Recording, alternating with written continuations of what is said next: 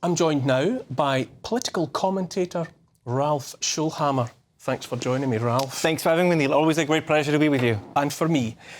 Ralph, I am in reflective mood this evening, looking back over the long period of 3-4 years now. Can I invite you to... How do you assess what happened and where we are now? Well, I think there are a couple of things we know now. I mean, we have known even before COVID that particularly for people of an elderly age, loneliness is a major cause of death. And now we know that also for young people, loneliness has significant repercussions. I think you mentioned absolutely correctly, right? Whether it's the use of social media, whether it's screen time. But I think that's more a symptom than a cause, right? If you have no other meaningful connections, the likelihood of you being addicted to social media is significantly higher. And I kind of looked up a little bit the development of civil associations in Britain over the last 100 years.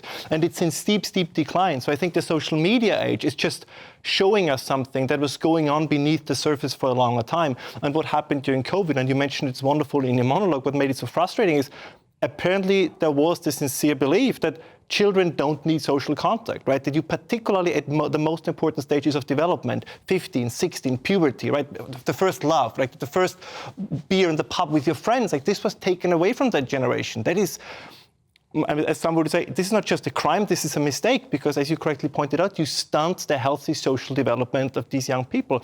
And if you look, for those of your viewers who are not that often on social media, but there is also this wave of violence among young people, and especially girls, right? You see like all these videos of young girls beating each other up, and kind of the young guys standing next to it, filming it on their phones, but not intervening. That is, again, this is a sign of a social decline, of a moral decline. What I think that a lot of what we saw in recent months and recent years were just the symptoms. And the other thing, and I'm sure we'll have more time to talk about this, what bothered me the most in the whole COVID thing.